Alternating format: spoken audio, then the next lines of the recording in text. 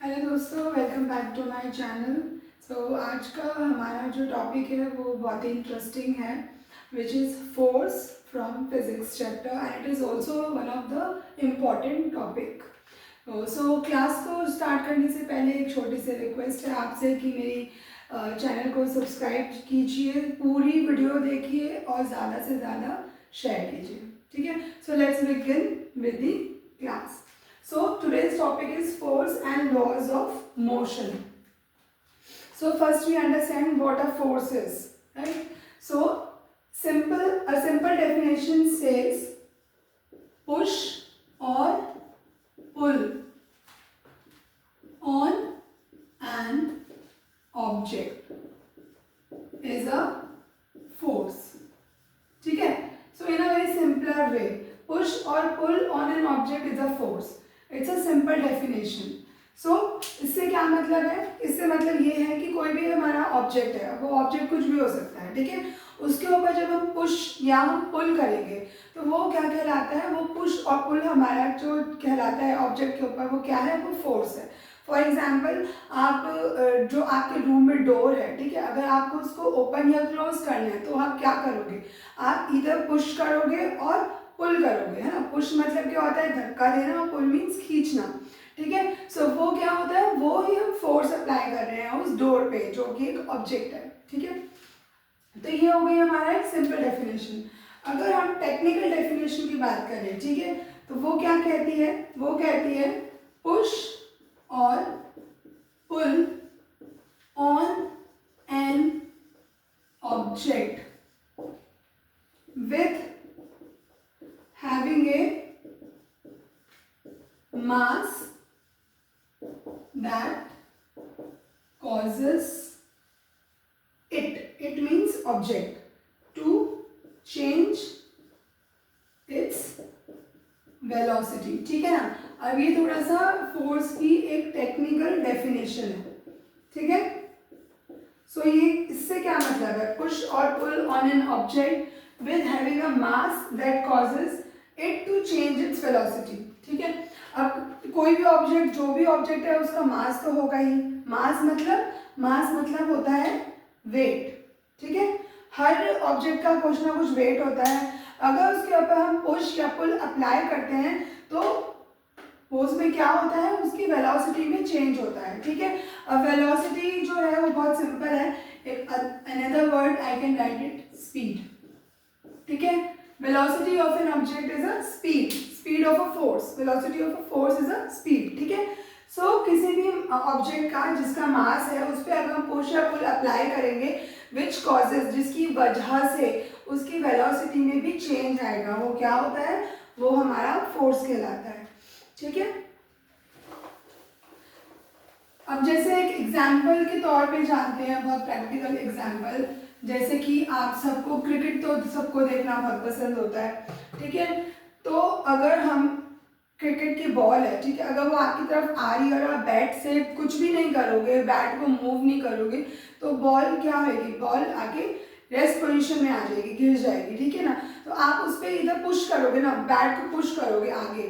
ठीक है, तो उसमें मतलब जो आप ये पुश कर रहे हो बैट को, वो क्या है? वो आप अप्लाई कर रहे हो. क्या अप्लाई कर रहे हो? फोर्स अप्लाई कर रहे हो वाया पुशिंग. ठीक है, तो जब आप इस पर फोर्स अप्लाई करते हो तो वो जो उसकी आपकी तरफ आ रही है उसकी स्पीड बढ़ जाएगी इनटू दी अनदर डायरेक्शन. ठीक है, दूसरी डायरेक्शन में बढ़ जाएगी डिपेंडिंग ऑन कितना आपने फोर्स अप्लाई किया है. ठीक है, तो इस तरीके से. और जो बॉल है वो क्या है? वो एक ऑब्जेक्ट है जिसका कुछ ना कुछ तो मास है.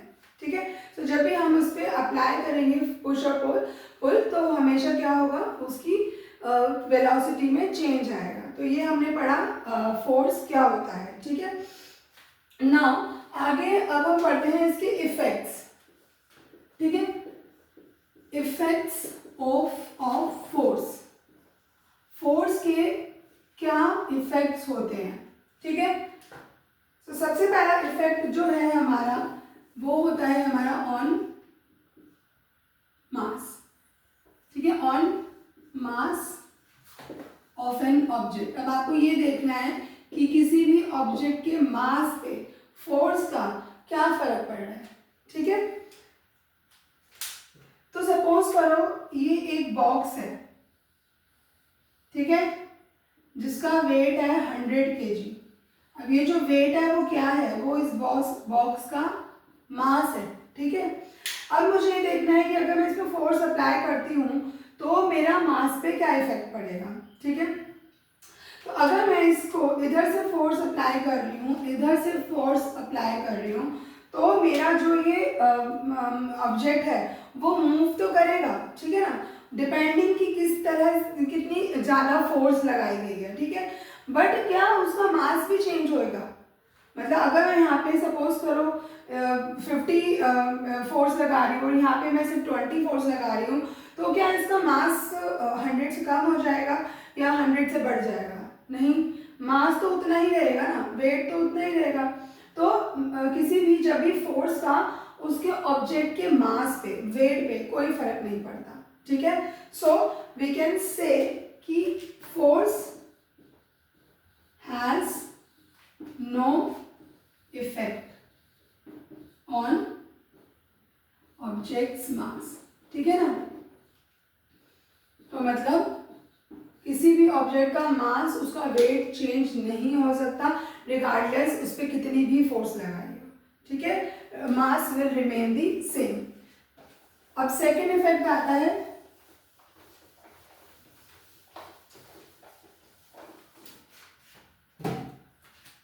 Effect of force on the state of an object. अब स्टेट ऑफ एन ऑब्जेक्ट से मतलब क्या है? स्टेट ऑफ एन ऑब्जेक्ट का मतलब ये है कि दो तरीके की स्टेट होती हैं, हो सकती हैं किसी भी ऑब्जेक्ट की। वो कौन सी होती हैं? इधर वो तो या तो रेस्ट स्टेट में होगा या फिर वो मोशन में होगा, है ना। तो किसी भी ऑब्जेक्ट के रेस्ट या मोशन स्टेट पे क्या फर्क पड़ता है अगर हम फोर्स अप्लाई करते हैं। ठीक है, ये हमें देखना है। सो अगर एग्जाम्पल हुआ कि एक फुटबॉल है, लेट्स से, अगर रेस्ट का मैं आपको बताती हूँ, अगर कोई फुटबॉल है, ठीक है, वो ग्राउंड पे पड़ी है, तो वो कौन से स्टेट में है? अभी रेस्ट स्टेट में है। ठीक है, उसके ऊपर आप लेग से उसको किक करोगे, ठीक है ना, तो आप जो फोर्स अप्लाई कर रहे हो उसके ऊपर, वो किस चीज़ से कर रहे हो? वो आप लेग से कर रहे हो। ठीक है, किक करके, तो वो क्या कर लेगी? वो मूव करेगी ना, आगे को मूव करेगी। वो कितना आगे जाएगी, कितनी तेज जाएगी, दैट डिपेंडिंग ऑन कि आपने उस पर कितनी तेज किक किया है या कितने हल्के से किक किया है। ठीक है, पर जो आपने किक किया है वो क्या है? वो फोर्स आपने अप्लाई करी है फुटबॉल के ऊपर। ठीक है, जिसने अपनी स्टेट चेंज कर ली from being rest to motion. ठीक है, तो इससे हमें ये समझ आता है रेस्ट में कि जो हमारा फोर्स हम अप्लाई कर रहे हैं, चाहे वो थोड़ी हो या ज़्यादा हो, वो ऑब्जेक्ट का रेस्ट स्टेट चेंज करेगा। ठीक है, अब हम बात करते हैं मोशन की, कि मोशन स्टेट चेंज होता है कि नहीं। तो आप देखो, आप गाड़ी चलाते हो, स्कूटर चलाते हो, ठीक है, आप एक यूनिफॉर्म स्पीड में आप जा रहे हो, ठीक है ना, आप मोशन में हो ना, मूविंग तो है ना आपकी गाड़ी जो है, it's in a moving stage. ठीक है, तो जब आप उसके ऊपर ब्रेक के ऊपर फोर्स अप्लाई करते हो बाय वन लेग, ठीक है, तो जो आप ब्रेक दबा रहे हो पैर से, तो वो आप जो दबा रहे हो वो क्या है? वो फोर्स है। ठीक है, यू आर पुशिंग ना, उसके ऊपर दबा रहे हो ना, पुश कर रहे हो ब्रेक को, तो वो आपका कौन सा स्टेट हो जाएगा? गाड़ी स्टॉप हो जाएगी। ठीक है, when you give a brake it will stop. तो वो कौन से मोशन से कहाँ आ जाती है? वो मोशन से फिर रेस्ट स्टेट में आ जाती है, स्टॉप हो जाती है। ठीक है ना, तो इसका मतलब ये होता है कि किसी भी मूविंग ऑब्जेक्ट पे भी अगर आप फोर्स लगा रहे हो तो वो स्टॉप हो सकता है। If you are applying a brake on a car, then it will can change into the rest position. ठीक है, या आप ये भी कह सकते हो कि कोई भी गाड़ी अगर यूनिफॉर्म स्पीड में चल रही है और आपने उसके ऊपर फोर्स लगाया है, एक्सीलरेट कर दिया है, एक्सीलरेशन पे आपने फोर्स लगाया है, तो उसकी स्पीड चेंज हो जाएगी। मतलब वो अगर अभी इतनी यूनिफॉर्म स्पीड पे चल रही है तो वो और तेज चलेगी, तो उसकी स्टेट चेंज हो जाएगी, मतलब रहेगी वो मूविंग में ही, बट स्पीड चेंज हो जाएगी। तो इस तरीके से फोर्स का इफेक्ट पड़ता है हमारे ऑब्जेक्ट के स्टेट पे। ठीक है, नेक्स्ट आता है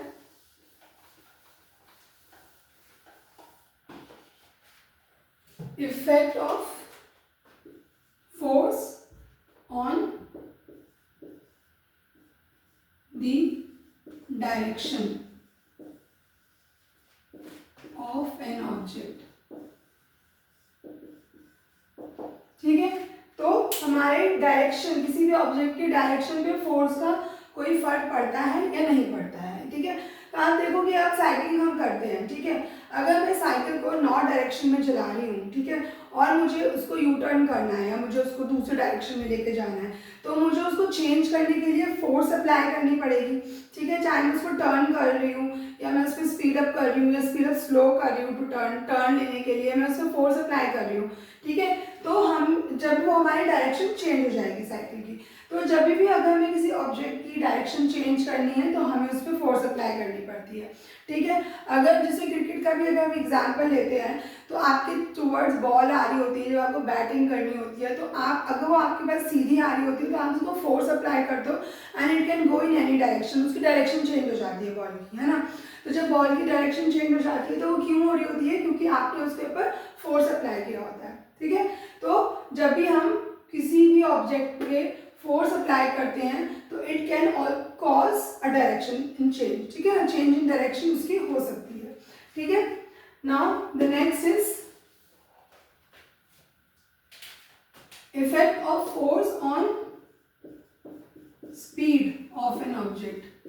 ठीक है, अब स्पीड ऑफ एन ऑब्जेक्ट का एग्जाम्पल मैंने अभी आपको कोट किया था गाड़ी का। ठीक है, अगर आपकी गाड़ी सपोज करो चल रही है 70 किलोमीटर पर आवर पे आपकी गाड़ी चल रही है। ठीक है, ये एक स्पीड पे चल रही है आपकी गाड़ी, राइट। तो अब आपने फोर्स अप्लाई किया, ठीक है, ऑन एक्सीलरेशन। ठीक है ना, एक्सीलरेट किया आपने, फोर्स अप्लाई किया, एक्सीलरेट किया, तो आपकी जो स्पीड है वो चेंज हो जाएगी। अगर आपको 100 किलोमीटर पर आवर पे गाड़ी चलानी है, ठीक है, तो उसकी क्या हो जाएगी, स्पीड चेंज हो जाएगी, राइट। सो 70 से 100 में चेंज हो जाएगी। तो it can also cause a change in speed by applying force, right. Now next,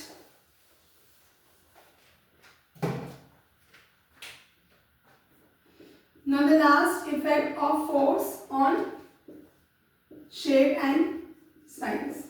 अब किसी भी ऑब्जेक्ट का शेप या साइज चेंज हो सकता है या नहीं by if you apply a force on it. So example लेते हैं, सपोज करो ये एक बॉल है, ठीक है, इससे मैंने एक स्प्रिंग अटैच की है, दिस इज अ स्प्रिंग।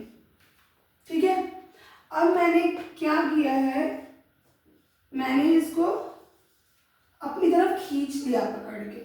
ठीक है, I pulled it towards me. So जब मैं इसको खींचूंगी तो इसकी थोड़ी सी तो मतलब ऐसे खींचेगा ना, स्प्रिंग चेंज होएगी ना। तो यहाँ पे आप देख सकते हो कि यहाँ पे उसकी शेप भी चेंज हो रही है और यहाँ पे उसका साइज भी चेंज हो रहा है if I applied a force on it. ठीक है, तो जब भी हम किसी भी ऑब्जेक्ट पे फोर्स अप्लाई करते हैं तो उसका शेप और उसका साइज भी चेंज हो सकता है। एक एग्जांपल ये है, एक एग्जांपल बहुत ही कॉमन है जो कि बलून है। ठीक है, अगर आप बलून के ऊपर प्रेशर डालोगे, फोर्स डालोगे, उसको दबाओगे, पुश करोगे, तो वो धीरे धीरे अपनी शेप चेंज करेगा और फूट जाएगा। ठीक है ना, तो उसने अपनी शेप और साइज चेंज कर लिया when you apply a force on it. ठीक है, तो इस तरह से हम ये जानते हैं कि हमारे जो फोर्स है उसका ऑब्जेक्ट पे क्या क्या चेंजेस हो सकते हैं, क्या क्या उसके इफेक्ट हो सकते हैं। जो आपका जो ऑब्जेक्ट है उसका बस मास पे कोई इफेक्ट नहीं पड़ेगा व्हाइल अप्लाइंग अ फोर्स। चाहे कितनी भी कम और कितनी भी ज़्यादा फोर्स अप्लाई कर लेंगे, लेकिन आपका जो मास है, ऑब्जेक्ट का जो वेट है, वो कभी चेंज नहीं होगा। ठीक है, अब मैं यहाँ खड़ी हूँ, I am also an object. ठीक है, I am in resting state, I have some mass, some weight. ठीक है, अगर मेरे को कोई पुश करता है, ठीक है, या मेरे को कोई पुल करता है, तो I change my state, I change my place, but my mass, my weight will remain same. ठीक है, सो इसी तरह next topic, types of forces. So there are generally two types of forces. पहला होता है balanced force. So balanced force क्या होता है, ठीक है, we can say if resultant of applied force is equal to 0, then it is called as balanced force. ठीक है, अब मैंने आपको डेफिनेशन लिख दी है, बट उसको समझ भी लेते हैं। ये तो आपका वो डेफिनेशन हो गई जो आपको बुक में एज इट इज भी मिल जाएगी, ठीक है। सो इसका मतलब क्या है, पहले ये समझते हैं कि if resultant of applied forces, ठीक है, applied forces is equal to 0, then that force is called balanced force. Example, ये आपका एक बॉक्स 100 kg का बॉक्स है, ठीक है। अब यहाँ से भी इस पे एक फोर्स लग रही है, लेट्स से 25 न्यूटन। अभी मैं लिख देती हूँ, जो फोर्स की एसआई यूनिट होती है वो न्यूटन होती है, बट अभी हम उसको आगे समझेंगे, ठीक है। अभी इस एग्जाम्पल के लिए इतना समझ लो, ठीक है। यहाँ से एक अप्लाइड हो रही है फोर्स 25 न्यूटन, ठीक है, सेम फोर्स। सो ये आपकी एक फोर्स हो गई, ये आपकी इस डायरेक्शन से दूसरी फोर्स हो गई, ये आपका बॉक्स हो गया जिसको आपको मूव करना है, ठीक है। पर आप ये देखो कि यहाँ से भी 25 न्यूटन लग रही है, यहाँ से भी लग रही है, तो ये क्या जो बॉक्स है हमारा शिफ्ट होगा? नहीं होगा। क्यों नहीं होगा? उसका आंसर है ये। कैसे? जो आपका रिजल्टेंट होता है वो होता है आपका फोर्स 1 माइनस फोर्स 2, और जब भी हम एक फोर्स में से दूसरी फोर्स को माइनस करेंगे, हम हमेशा ध्यान देंगे कि हमें बड़ी में से छोटी माइनस करना है, छोटी में से बड़ी नहीं माइनस करते। यहाँ पे आप कुछ भी कर सकते हो because these two are equal. So here you can see 25 minus 25 is 0, ठीक है। रिजल्टेंट दोनों फोर्सेस को आप माइनस करेंगे, 25 minus 25 gives you 0. So now here you can see the resultant of applied forces is equal to 0. ठीक है, तो ये हमारा बैलेंस फोर्स कहलाता है। इसका मतलब ये होता है कि जब हमारा रिजल्टेंट 0 होता है, हमारी फोर्सेस को अप्लाई करने के बाद वो 0 होता है, तो वो हमारा बैलेंस फोर्सेस कहलाता है। ठीक है, मतलब आपका जो ऑब्जेक्ट है वो मूव नहीं करेगा। क्यों नहीं करेगा? क्योंकि दोनों फोर्सेस ही बराबर लग रही हैं, वो इधर कर रहा है, वो इधर कर रहा है with equal force, so the forces are null. ठीक है ना, सो इसलिए ये हमारा बैलेंस फोर्स कहलाता है। दूसरा आता है हमारा second type of forces is unbalanced forces.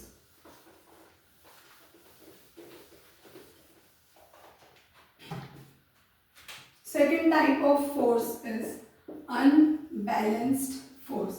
So unlike balanced force, the resultant here is not equal to 0. Or we can say if the resultant of applied forces is greater than 0. ठीक है, then it is called as unbalanced forces. ठीक है, when the resultant of applied forces is greater than 0, then that has to be, that called known to be unbalanced forces. Same example देखते हैं। मैंने एक box लिया था 100 kg का, ठीक है। यहाँ पे मैंने जो फोर्स अप्लाइड करी है वो 20 न्यूटन करी है, और यहाँ पे जो मैंने फोर्स अप्लाइड किया है वो 70 न्यूटन करी है। ठीक है, दोनों फोर्सेस क्या हैं? अलग अलग हैं अब। ठीक है, तो मेरा जो रिजल्टेंट आएगा वो क्या आएगा? अब मैंने आपको बताया था हमेशा बड़े में से छोटा माइनस करना है, तो 70 माइनस 20 आएगा, है ना, which is equals to 50. So this 50 is not equal to 0. This is greater than 0. ठीक है, तो ये क्या हो गया आपका? ये आपका अनबैलेंस फोर्स हो गया, जहाँ पे आपका रिजल्ट जो है 0 नहीं आएगा, 0 से ज़्यादा आएगा। और एक पॉइंट यहाँ पे एक और नोट करने वाला है ये कि जैसे यहाँ पे ये अब तो ये मूव करेगा, है ना। क्यों? क्योंकि एक तरफ से तो फोर्स कम लग रही है और एक तरफ से ज़्यादा लग रही है, बट अब ये चीज़ आती है कि भाई किस डायरेक्शन में मूव करेगा, है ना। तो वो किस डायरेक्शन में मूव करेगा, वो करेगा जहाँ पे हमारी फोर्स ज़्यादा अप्लाई हो रही है, ठीक है, यहाँ पे इस डायरेक्शन में, तो मतलब ये इधर जाएगा, ठीक है। क्यों? क्योंकि इधर से फोर्स कम लग रही है, तो ये इसको ओवर पावर करेगा जो डायरेक्शन को, और it will move towards this direction where the force is high, ठीक है। सो ये होते हैं हमारा टाइप्स ऑफ फोर्सेस। अब हम पढ़ते हैं थोड़ा मैथमेटिकल एक्सप्रेशन ऑफ फोर्स, ठीक है, कैसे हम उसको मैथमेटिकली एक्सप्रेस करते हैं।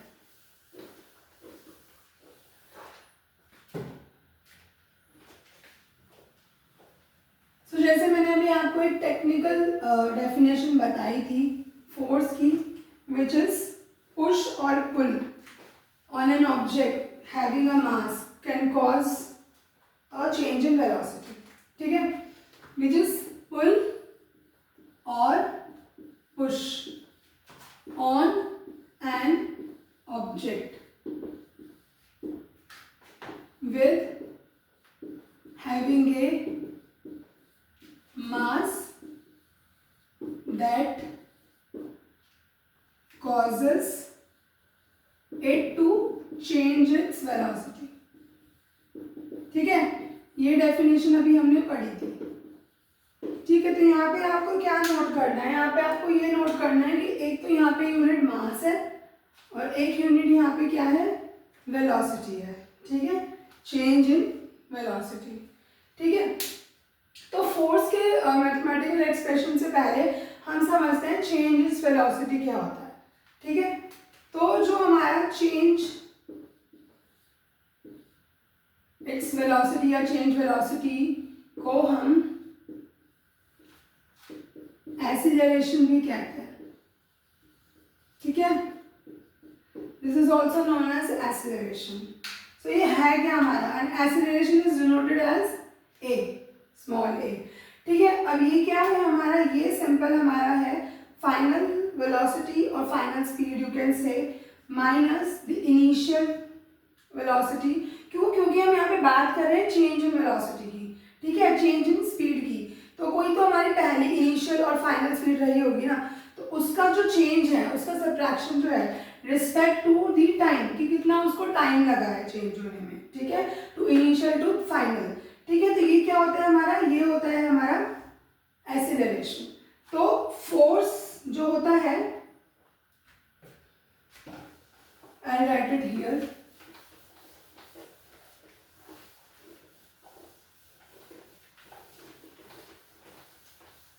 सो आप कह सकते हो जो आपका फोर्स है which is denoted as F, ठीक है, is equals to mass into velocity changes, ठीक है ना, चेंज इन वेलोसिटी, ठीक है, जिसको मैंने बताया हम एक्सीलरेशन भी बोलते हैं, ठीक है, which is denoted as A, right. So from here we can write force is equals to mass into acceleration, ठीक है, वेयर मास की यूनिट क्या होती है, किलोग्राम, ठीक है, और एक्सीलरेशन की यूनिट क्या होती है, मीटर पर सेकेंड स्क्वायर, ठीक है। So we can also write force as kg into metre per second square, ठीक है। So this is also a way to write, and this is also, so basically force is mathematically we can say force is equals to mass into acceleration, ठीक है। अब मैंने आपको push और पुल का तो बताया था, ठीक है ना, कोई ऑब्जेक्ट है, मुझे उसको पुश करना है, पुल करना है, वो भी क्या है, फोर्स है, ठीक है। बट अगर मुझे कोई ऑब्जेक्ट को लिफ्ट करना है, ठीक है ना, तो जब हम लिफ्ट करते हैं, ठीक है, तो लिफ्ट करते हुए क्या होता है, उस ऑब्जेक्ट का जो मास होता है वो हम लिफ्ट कर रहे होते हैं ना, उसका वेट ही तो उठा रहे हैं हम, ठीक है ना। तो फोर्स जो है वो इसलिए kg में भी होती है, ठीक है ना। तो क्योंकि आप ऑब्जेक्ट का मास, जब भी हम उसका कुछ मास होता है, ठीक है ना, इसलिए हम यहाँ पे kg की बात कर रहे हैं, ठीक है, because the mass has some weight, an object has some weight. So this is an mathematical expression of force. Now अगर हम फोर्स की एसआई यूनिट की बात करें, जो कि मैंने अभी आपको एक एग्जाम्पल में बताई थी कि फोर्स की एसआई यूनिट क्या होती है, तो फोर्स की एसआई यूनिट जो होती है वो न्यूटन होती है, which is denoted as capital N. ठीक है, अब ये न्यूटन क्यों होती है, तो कुछ नहीं है, बस हमारे जो आइजैक न्यूटन थे, ठीक है, वो डिस्कवर्ड फोर्स, तो उनके नाम पे ही रिस्पेक्ट देते हुए उनका हमने फोर्स की जो एसआई यूनिट है वो उनके नाम पे लिख कर दिया, विच इज न्यूटन। ठीक है, so this is your SI unit of force.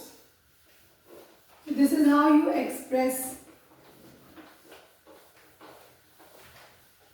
force in unit. ठीक है, अब आते हैं हम laws of motion पे, or you can say Newton's law of motion.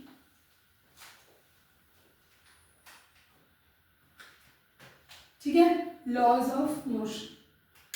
So first we understand the first law of motion. ठीक है, अभी जो फर्स्ट लॉ ऑफ मोशन है ना, इसके अंदर हम दो चीजें पढ़ेंगे। अभी एक पढ़ेंगे हम इनर्शिया, दूसरा हम पढ़ेंगे मोमेंटम। ठीक है ना, ये जो दोनों चीजें फर्स्ट लॉ ऑफ मोशन के अंदर आती हैं। ठीक है, तो उससे पहले देखते हैं फर्स्ट लॉ ऑफ मोशन क्या कहती है। तो फर्स्ट लॉ ऑफ मोशन ये कहती है कि कोई भी ऑब्जेक्ट है, ठीक है, वो अगर रेस्ट में है तो it will remains in rest. ठीक है, और कोई भी ऑब्जेक्ट है अगर वो मोशन में है तो it will remains in motion. ठीक है, in a straight line respected in a uniform speed, उसकी अपनी यूनिफॉर्म स्पीड में ही, ठीक है, वो उसी स्टेट में रहेगा जिसमें वो है, अनटिल अगर हमने उस पर एक्सटर्नल फोर्स अप्लाई नहीं करी है तो। ठीक है, समझे? सो आई कैन राइट कि एनी ऑब्जेक्ट रिमेन्स, या you can say if any object in rest remains in rest state, ठीक है, और any object in motion remains in motion. ठीक है, with a uniform speed until you until external force is applied.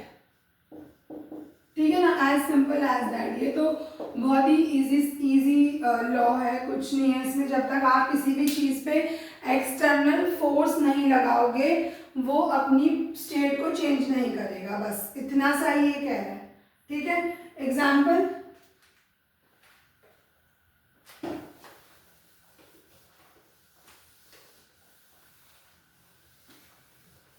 अगर कोई table पे book रखी हुई है, ठीक है, सपोज करो किसी टेबल पे ये बुक रखी है, ये बुक है, ठीक है, ये क्या है, ये अपनी रेस्टिंग स्टेट पे है, ठीक है ना, रेस्ट स्टेट पे है बुक।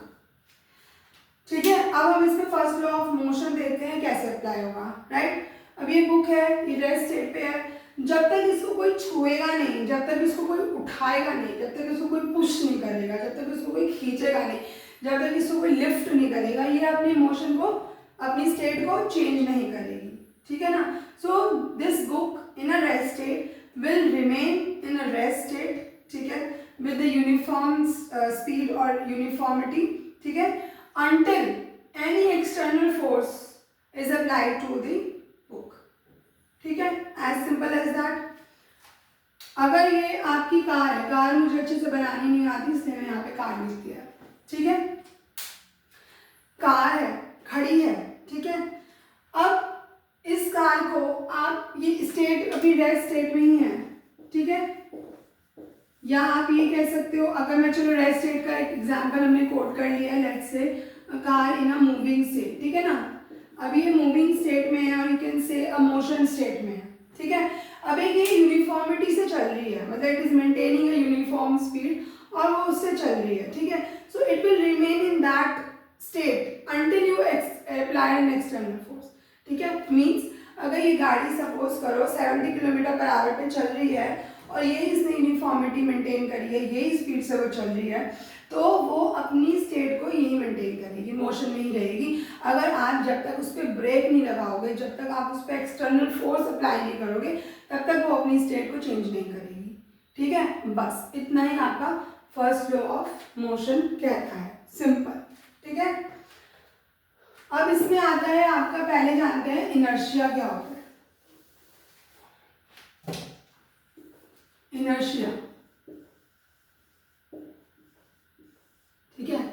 सो हर एक व्यक्ति, हर एक ह्यूमन का अपना अपना बिहेवियर होता है, अपनी अपनी टेंडेंसी होती है। ठीक है, इसी तरह हर ऑब्जेक्ट का भी अपना अपना एक बिहेवियर होता है, अपना एक टेंडेंसी होती है। ठीक है, तो जब भी किसी भी ऑब्जेक्ट की टेंडेंसी, ठीक है, उसका बिहेवियर, उसकी रेस्ट को, ठीक है ना, अच्छा इनिशियल में हम रेस्ट स्टेट की बात करते हैं। ठीक है, मतलब ये कि कोई भी बिहेवियर या tendency of an object resist कर रही है अपने आप को रेस्ट में रहने के लिए। ठीक है, तो वो जो टेंडेंसी है, वो जो बिहेवियर है, वो क्या है, वो इनर्शिया है of an object.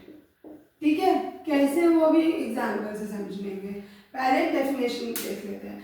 So any tendency और a behaviour of an object which resists it to remain in a rest position, मतलब उसे हिलना नहीं है। ठीक है ना, आलसी कह सकते हो आप ऑब्जेक्ट की बिहेवियर को। ठीक है, अब वो कब हिलेगा या क्या है ये, क्या मतलब वो मोशन में कभी नहीं आता। ठीक है, तो वो भी जानेंगे, बट पहले इनर्शिया से मेरा क्या मतलब है ऑब्जेक्ट में, वो देख लेते हैं। ठीक है, सो जैसे कि मेरा यहाँ पे कहने का मतलब है कि सपोज करो एक रॉक है, ये बहुत बड़ी सी रॉक है। ठीक है, 1000 kg की है, 1000 kg की एक रॉक है। ठीक है, तो इसको मैं हिलाने की कोशिश कर रही हूँ, मैं इसके ऊपर फोर्स लगा रही हूँ, पर ये मूव होगी नहीं होगी।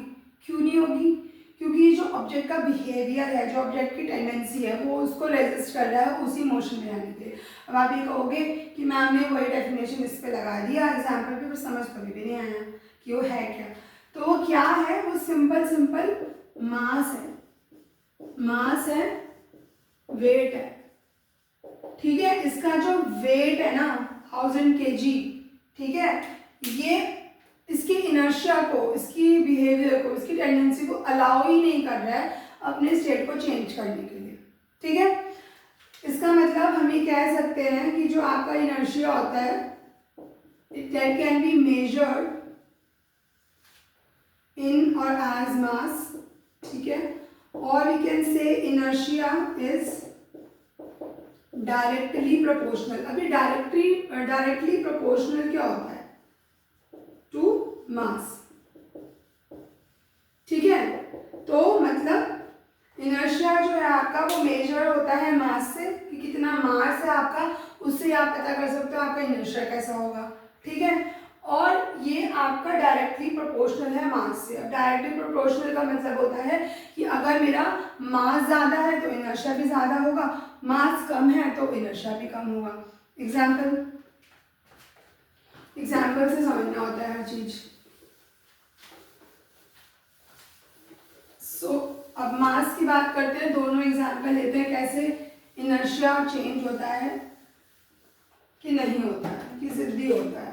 तो सपोज करो एक मैंने ले लिया यहाँ पे फुटबॉल मान लो या बास्केटबॉल मान लो या कुछ भी छोटा रॉक मान लो, वटेवर, जिसका जो वेट है वो 5 kg है। ठीक है, एक मैंने यहाँ पे अभी बड़ी सी रॉक ली थी जिसका वेट क्या था 1000 kg का। ठीक है, ये दोनों क्या है? ये दोनों ऑब्जेक्ट है, इन दोनों का क्या है? इन दोनों का मास है। अब देखते हैं इनर्शिया कैसे लगता है इस पर।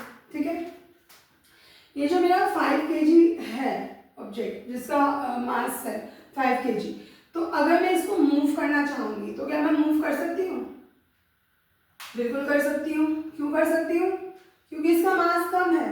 ठीक है ना, I can lift 5 kg object, मैं 5 किलो का सामान उठा सकती हूँ। मैं किसी 5 kg के ऑब्जेक्ट को आगे धक्का दे सकती हूँ या अपनी तरफ खींच सकती हूँ, है ना, if I apply force on it. So इसका मतलब ये होता है कि अगर आपका मास लेस है या कम है तो आपका इनर्शिया कैसा होगा, आपका inertia of an object weak होगा, ठीक है। वीक होगा तो मतलब it will not be able to resist its state, ठीक है। अगर मैं बात कर रही हूँ दूसरे ऑब्जेक्ट की जिसका वेट है 1000 kg, ठीक है, तो यहाँ पे जो है मैं इसको मूव करने में एबल नहीं होंगी, ठीक है। क्यों? क्योंकि इसका मास क्या है, बहुत हाई है, राइट। मास हाई है, मास ज़्यादा है तो इनर्शिया भी क्या होगा, हाई होगा। अब इनर्शिया हाई होगा तो मतलब ये ऑब्जेक्ट को रेसिस्ट करेगा, मतलब उसको बांध के रखेगा, उसको हिलने नहीं देगा अपनी पोजीशन से, ठीक है। तो जो हमारा इनर्शिया होता है that also can also be dependent on the mass of an object. High mass high inertia, weak और less mass less inertia, right. अब एक एग्जाम्पल मैं इनर्शिया का और कॉट करती हूँ, वो जो हमने ना ऑलमोस्ट सब ने ही एक्सपीरियंस किया है, एटलीस्ट आई गेस सब ने ही किया होगा, बट हमने कभी सोचा नहीं कि वो हो किस वजह से रहा है। वो इनर्शिया की वजह से हो रहा है, ठीक है। एक बहुत सिंपल से एग्जाम्पल, बोर्ड पे कुछ नहीं लिखना है। तो जैसे हम ट्रैवल करते हैं, ठीक है, आप बस में ट्रैवल कर रहे हैं, ठीक है, या आप ट्रेन में भी होते हैं, खड़े रहते हैं, जैसे भी है बैठे हैं, गाड़ी में भी होते हैं जैसे कभी कभी। तो आप बस का एग्जाम्पल लेके चलते हैं, ठीक है। अगर हम बस में बैठे हैं सीट पे, ठीक है, या हम पकड़ के खड़े हैं बस में, ठीक है। सो जब आप खड़े होते हो, आप बस एक यूनिफॉर्मिटी से चल रही है, तो आप कौन सी पोजीशन में होते हो, आप उसी पोजीशन में होते हो, रेस्टिंग में होते हो, ठीक है। बैठे हो तो बैठे ही रहोगे, है ना, मतलब खड़े हो पकड़ के तो मतलब ऐसे ही में रहोगे, उसी पोजीशन में रहोगे।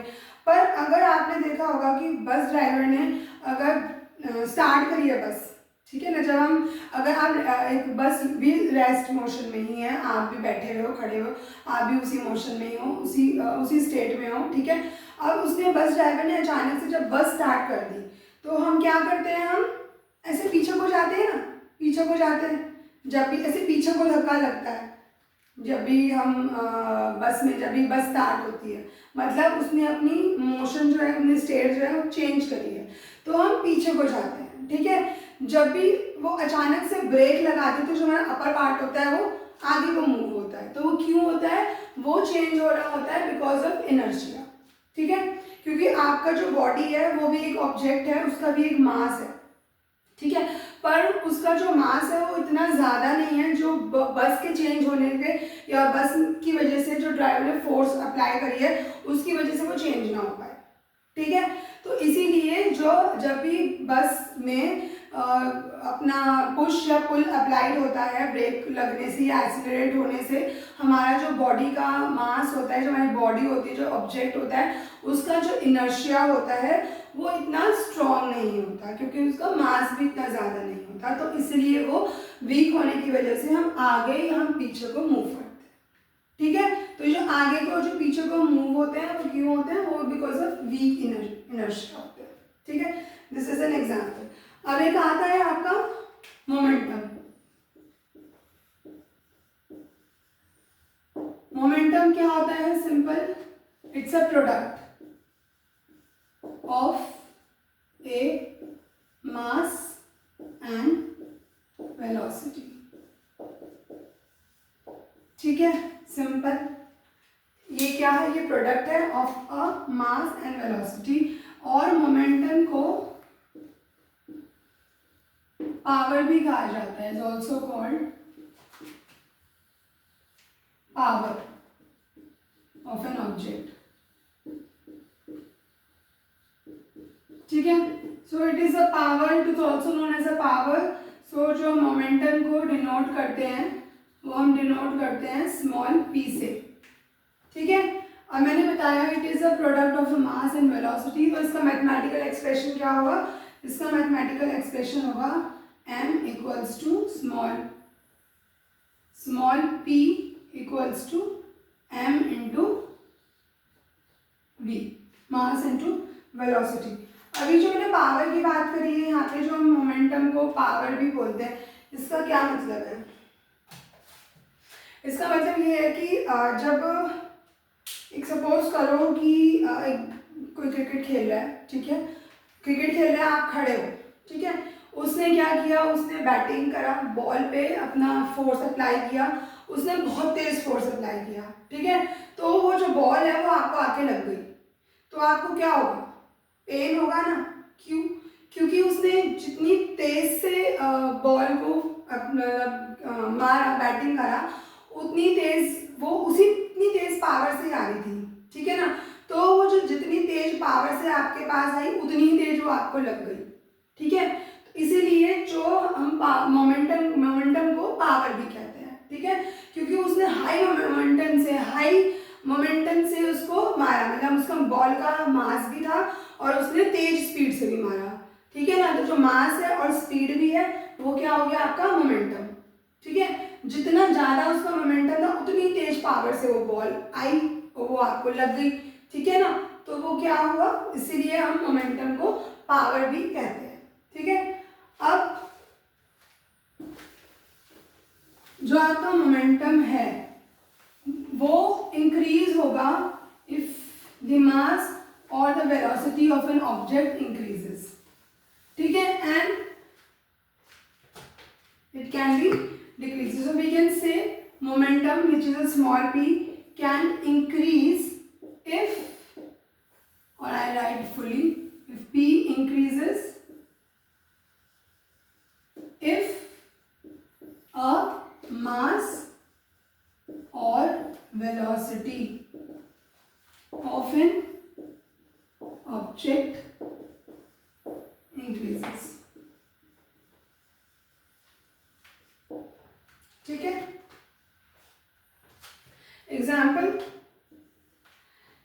एग्जाम्पल समझो कि कोई व्हीकल है, ठीक है, इसकी जो स्पीड है वो है 70 किलोमीटर पर आवर, और यू कैन से वेलोसिटी और स्पीड द सेम थिंग, ठीक है ना, एक अपना व्हीकल है 70 किलोमीटर पर आवर से चल रहा है, ठीक है, उसका मास कितना हो जाएगा? मास मान लो 1000 kg हो जाएगा, इतना तो रहेगा, ठीक है, तो अगर हम, तो इसका क्या है, अगर इसका 70 किलोमीटर पर आवर से वो चल रही है और इसका 1000 kg है, तो क्या होगा? इसका मोमेंटम भी होगा ना कुछ, ठीक है ना, बट अगर मैं यहाँ पे इसकी स्पीड को 100 कर देती हूँ, ठीक है ना, अब यहाँ पे जो मास है वो तो नहीं चेंज होगा भाई, अभी मैंने इफेक्ट ऑफ फोर्स बताया था, ठीक है ना, सो इट इज और नॉट एंड, राइट, दोनों का होना जरूरी नहीं है इधर,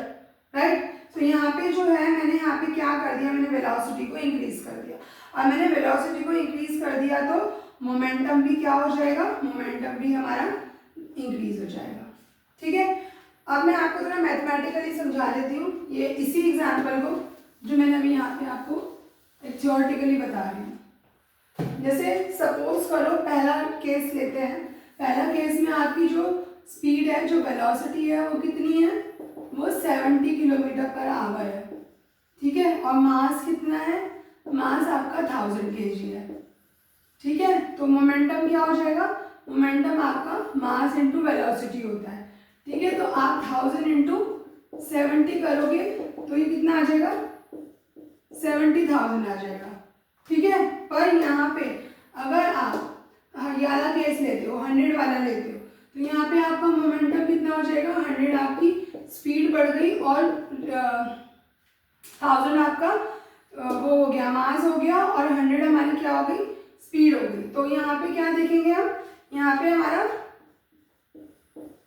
1 लाख हो जाएगा, ठीक है, मोमेंटम। तो हमने यहाँ पे देखा कि अगर हमने वेलोसिटी को इंक्रीज किया है, पहले हमारी वेलोसिटी 70 थी, अभी हमारी वेलोसिटी 100 है, तो अगर हमने वेलोसिटी को इंक्रीज किया है तो हमारा मोमेंटम भी बढ़ रहा है। अगर मैं वेलोसिटी को कम कर दूंगी, 70 से कम कर दूंगी, तो मेरा जो मोमेंटम है वो भी कम हो जाएगा, मतलब जो पावर अप्लाइड हो रही है वो भी कम हो जाएगी, ठीक है। तो आई कैन से कि जो आपका मोमेंटम है it is directly proportional to mass and also directly proportional to velocity. Momentum is directly proportional to mass or momentum is directly proportional to velocity. This I can say, right? तो ये तो हमने अभी momentum पढ़ा था जो हमारे बड़े ऑब्जेक्ट्स पे. ठीक है, अब एक एग्जांपल मैं आपको बताती हूँ स्मॉल ऑब्जेक्ट्स पे. स्मॉल ऑब्जेक्ट मतलब जिसका मास ज़्यादा नहीं होगा. ठीक है, तो उसके ऊपर मोमेंटम कैसे लगेगी. तो बुलेट होती है. ठीक है, इनमें जो गोली होती है बुलेट की, वो क्या है, वो एक ऑब्जेक्ट है, एक स्मॉल ऑब्जेक्ट है. उसका मास कितना होगा, बहुत ज़्यादा नहीं होगा. ठीक है, बट हम जब उसको शूट करते हैं, जब हम करते हैं तो उसमें जो वो इतनी पावर से जाती है, उसका ऑब्जेक्ट तो मास तो कम ही होता है. ठीक है ना, बट उसकी वेलोसिटी उतनी तेज स्पीड से निकलती है कि वो बहुत दूर जाके हिट भी करती है. ठीक है, तो वो जो हिट करती है वो उतनी तेज पावर से हिट करती है कि वो हर्ट कर देती है. ठीक है, तो जो हमारा स्मॉल ऑब्जेक्ट्स होते हैं उसकी भी जो वेलोसिटी है, उसकी जो पावर है वो भी बहुत ज़्यादा हो सकती है डिपेंडिंग ऑन उसको कितनी तेज आपने शूट किया. तो ऐसा नहीं होता है कि स्मॉल ऑब्जेक्ट्स का मोमेंटम नहीं होता है. ठीक है, तो स्मॉल ऑब्जेक्ट्स का भी मोमेंटम होता है depending on the situations, right? So I am ending my class here and I will continue with the other two laws in my next video. Thank you.